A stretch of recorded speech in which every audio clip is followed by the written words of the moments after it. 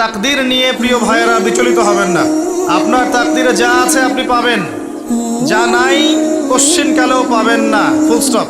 আপনার তাকদীরে যা আছে আপনি পাবেন, না পেয়ে আপনি দুনিয়া থেকে যাবেন না, ফুল স্টপ।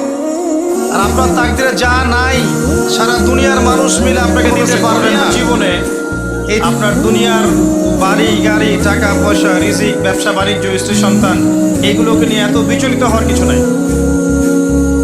আপনার আমার তাকদীরে যা লেখা হয়েছে এর একটা দানা আপনি বেশি খেয়ে পৃথিবী থেকে যাবেন না। আর আপনার আমার রিজিকে যা আছে তার এক চুল রেখে আপনি দুনিয়া থেকে যাবেন না। এটাই চূড়ান্ত সত্য কথা। আপনি ঘুষ খান আর সুদ খান আর দুর্নীতি করেন আর মানুষের সম্পদ আত্মসাৎই করেন না কেন, যতটুকু লেখা আছে আপনার তাকদীরে এর বেশি আপনি কিচ্ছু পাবেন না। আর আপনি হালালে থাকার জন্য যতই কষ্ট করেন, হালালে আছেন, সবজি বিক্রি করে খাচ্ছেন, আপনি ছোটোখাটো ব্যবসা করছেন, মানুষ আপনাকে দাম দেয় না, আন্ডারএস্টিমেট করে, গরিব বলে, ফকির মিসকিন বলে, কিন্তু আপনার তাকদীরে যা আছে আপনি সেটাই পাবেন, এর বেশি আপনি কিচ্ছু পাবেন। হুয়াল আউয়ালু ওয়াল আখির, আল্লাহ পাক প্রথম এবং আল্লাহই শেষ। কুল্লু মান আলাইহা ফান ওয়া ইয়াবকা ওয়াজহু রাব্বিকা যুল জালালি ওয়াল ইকরাম। প্রত্যেকটা বিষয় ফানা হয়ে যাবে, কিচ্ছু থাকবে না। এখন আপনি পৃথিবীতে যা দেখছেন এগুলোর কিছুই থাকবে না। প্রত্যেক মানুষ, প্রত্যেকটা জিন, প্রত্যেক উদ্ভিদ, প্রত্যেক এই প্রাণী, আকাশ, মহাবিশ্ব, গ্রহ নক্ষত্র, চন্দ্র সূর্য, সমুদ্র, পাহাড় পর্বত, বিশ্বনেতা, রাষ্ট্রনেতা, সমাজ নেতা, পরিবারের কর্তা, অর্থনৈতিক নেতা, সবাই মারা যাবে, সবাই শেষ হয়ে যাবে, কিচ্ছু থাকবে না। এই বিষয়টা আগে ভালো করে হজম করতে হবে যে আমরা এখানে থাকতে আসিনি, আমরা এই দুনিয়ায় থাকতে আসিনি, আমরা এখানে এসেছি চলে যেতে। যার মনের মধ্যে এই কনসেপ্ট থাকে সে কখনো আল্লাহ পাকের বিদ্রোহী হতে পারে না, সে কখনো আল্লাহ দ্রোহিতা করতে পারে না, কুফরি করতে পারে না, শিরক করতে পারে না, আল্লাহর অবাধ্য হতে পারে না। যার মনের মধ্যে এই চিন্তা বদ্ধমূল যে আমি এখানে থাকতে আসিনি, আমি এখানে মুসাফিরের মতো এসেছি, গাছের ছায়ায় বিশ্রাম নিচ্ছি, বিশ্রাম নিয়ে শেষ হবে চলে যাব।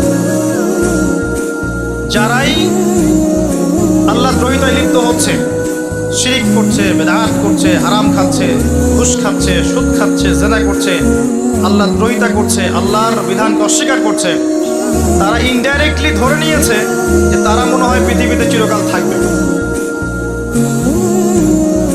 কারণ যদি কিয়ামতের মাঠের কথা তাদের স্মরণ থাকতো তারা কখনোই কাজগুলো করতে পারতো না, পারতো?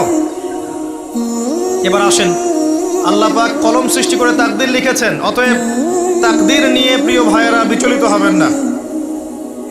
আপনার তাকদীরে যা আছে আপনি পাবেন, যা নাই কোশ্চিনকালেও পাবেন না, ফুল স্টপ। আপনার তাকদীরে যা আছে আপনি পাবেন, না পেয়ে আপনি দুনিয়া থেকে যাবেন না, ফুল স্টপ। আর আপনার তাকদীরে যা নাই সারা দুনিয়ার মানুষ মিলে আপনাকে দিতে পারবেন না। এই চিন্তাটা আগে মাথার মধ্যে সেট করেন। এই চিন্তা যার মধ্যে ইনস্টল করা আছে সে আত্মহত্যা করে না কখনো, সে হতাশ হয় না কখনো, সে ভয় পায় না, আল্লাহর পথে চলতে গিয়ে পিছু পা হয় না, সে জালেমের সামনে মাথা নত করে না। যার মাথায় এই চিন্তা আছে যে আল্লাহ যা লিখেছেন এটা হবে, যা লিখেন নাই সারা দুনিয়ার মানুষ মিলে সেটা হবে, সিম্পল। এর মধ্যে আল্লাহ পাক পরীক্ষায় ফেলবে, ওই বিষয়টা ডিফারেন্ট। আমি অবশ্যই তোমাদেরকে পরীক্ষা করব ভয় দিয়ে, ক্ষুধা দিয়ে, সন্তানের ইন্তেকাল দিয়ে, ফসলের ক্ষতি দিয়ে, সম্পদের ক্ষতি দিয়ে আমি পরীক্ষা করব। কিন্তু যারা সবর করবে এবং যারা এই কনসেপ্ট রাখবে ইন্না লিল্লাহি ওয়া ইন্না ইলাইহি রাজিউন, এদেরকে আল্লাহ পাক প্রশংসা করেছেন, ইনশাআল্লাহ এরা সফল হবে। আল্লাহ পাক তাকদীর লিখে ফেলেছেন, তাকদীর নিয়ে টেনশন করবেন না। রিজিক নিয়ে টেনশন করবেন না। এখনকার যুব সমাজের সবচেয়ে বড় টেনশন রিজিক। একটা জব, একটা ভালো জব, একটা ভালো ব্যবসা, সে সিকিউরড লাইফ চাচ্ছে। রিজিক নিয়ে চিন্তা করবেন না। আপনার কাছে যে রিজিক আছে এটা আপনার কাছে আসবেই ইনশাআল্লাহ। হয়তো সময় লাগছে কিন্তু আপনার কাছে আসবে ইনশাআল্লাহ। আপনি হালালের উপর থাকবেন, ন্যায়ের উপর থাকবেন। আপনি অন্যায় পথে রিজিক সার্চ করবেন না। আপনার তাকদিরে যে রিজিক আছে আপনার কাছে আসবে ইনশাআল্লাহ। এবার আসেন, আল্লাহ পাক এরপরে সৃষ্টি করেছেন মহাবিশ্ব। এই পুরো মহাবিশ্ব তাকদির লেখার পরে মহাবিশ্ব কয় দিনে? ফি সিত্তাতি আইয়াম, 6 দিনে। মাত্র 6 দিনে আল্লাহ পাক পুরো মহাবিশ্ব সৃষ্টি করেছেন।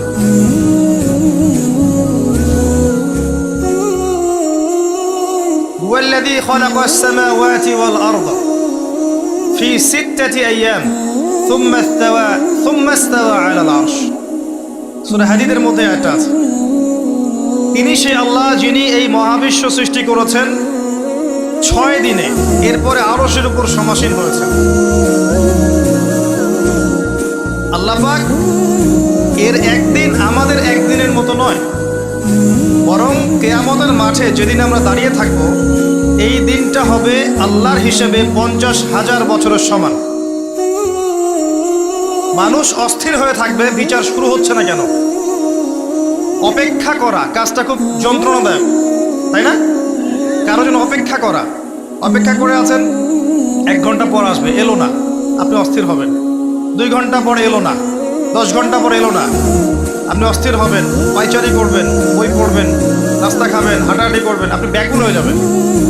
অপেক্ষা করা একটা ডিফিকাল্ট কাজ। কিয়ামতের মাঠে মানুষ 50,000 বছর অপেক্ষা করবে, বিচার শুরু হচ্ছে না কি জন্যে। সবাই গিয়ে ধন্না দিবে, প্রথমে আদম আলাইহিস সালাম, তারপরে নূহ আলাইহিস সালাম, ইব্রাহিম, মূসা, ঈসা আলাইহিমুস সালাম। আল্লাহর কাছে একটু সুপারিশ করেন বিচার যেন শুরু হয় অ্যাটলিস্ট।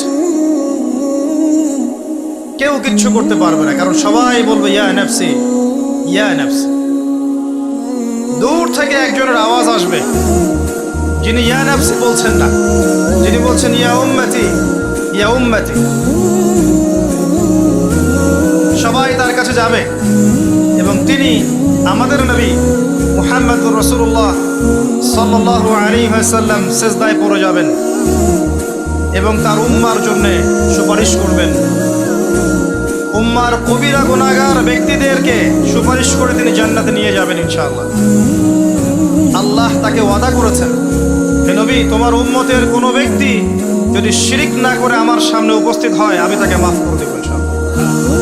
হাদিসে কুদসির মধ্যেও আছে যে হে আদম সন্তান, তুমি যদি দুনিয়ার সমান পাপ নিয়ে, আসমান জমিন সমান পাপ নিয়ে আমার সামনে দাঁড়াও, কিন্তু আমার সাথে কাউকে শরীক করনি, তাহলে আমি আল্লাহ তোমার সামনে আসমান জমিন সমান ক্ষমা নিয়ে উপস্থিত হব ইনশাআল্লাহ। শোনেন, 1000-999 জন মানুষ জাহান্নামে যাবে। প্রতি 1000-999 জন মানুষ জাহান্নামে যাবে। সহিহ বুখারীর হাদিস 4 বার এসেছে। এখানে ইকুয়েশনটা এমন না যে ম্যাথামেটিক্যালি ক্যালকুলেট করতে হবে, এমন নয়। এটা দিয়ে আধিক্য বোঝানো হচ্ছে বেশিরভাগই জাহান্নামে যাবে। এই কথা আল্লাহ পাক কিন্তু সূরা আরাফের মধ্যেও বলেছেন 179 নম্বর আয়াতে, ওয়ালাকাদ যারানা লিজাহান্নামা কাসীরাম মিনাল জিন্নি ওয়াল ইনস। একই বিষয়, কোরআন হাদিস পরস্পর মিলে যায়। এখানে একটা বিষয় বুঝতে হবে, আল্লাহ পাক বলেছেন সূরা নিসার মধ্যে, ইন্নাল্লাহা লা ইয়াগফিরু আন ইউশরাকা বিহি ওয়া ইয়াগফিরু মা দুনা যালিকা লিমান ইয়াশা। আল্লাহ পাক তার সাথে শিরকের গুনাহ মাফ করবেন না, এছাড়া যে কোনো গুনাহ আল্লাহ পাক যাকে ইচ্ছা মাফ করতে পারেন। তার মানে যে বেশিরভাগ মানুষ জাহান্নামে যাচ্ছে তাদের আমলনামায় কোন পাপ থাকতে পারে? কথা বোঝা যাচ্ছে কি? নিঃসন্দেহে তাদের আমলনামায় শিরকের পাপ থাকবে। এটা বুঝতে আপনাকে পিএইচডি করার দরকার নাই। আল্লাহ পাক শিরক ব্যতীত যে কোনো পাপ যাকে ইচ্ছা মাফ করতে পারে। তার মানে তারা জাহান্নামে যাচ্ছে বিকজ অফ শিরক। আমাদের মুসলিমরা এখন শিরক বোঝে না, অমুসলিমরা তো শিরক করেই। যেমন কেউ বলছে ওয়াকালাতিল ইয়াহুদ উযাইরুন ইবনুল্লাহ, ইহুদিরা বলছে উযাইর আল্লাহর সন্তান, নাউযুবিল্লাহ, শিরক। অথচ ওরাই এখন বিশ্বকে রুল করছে, তাই না? ওয়াকালাতিন নাসারা আল মাসীহ ইবনুল্লাহ, নাসারা বলছে যে ঈসা ইবনে মারইয়াম আল্লাহর সন্তান, তাই না? অথচ ওই সভ্যতাই এখন বিশ্বকে রুল করছে। যালিকা কাউলুহুম বিআফওয়াহিহিম, এটা ওদের মুখের কথা, এটা জাস্ট মুখের কথা। আবার অনেক সময় দেখা যায় যে আল্লাহকে বাদ দিয়ে আমরা মাধ্যম পূজাও করছি। অমুসলিমরা তো শিরক করছেই, যারা মুসলিম তারা দেখবেন আল্লাহকে বাদ দিয়ে মাধ্যম পূজা শুরু করেছে। মাজারের পূজা করছে, কবরের পূজা করছে, মৃত ব্যক্তির ওসিলায় পার পাওয়ার চেষ্টা করছে।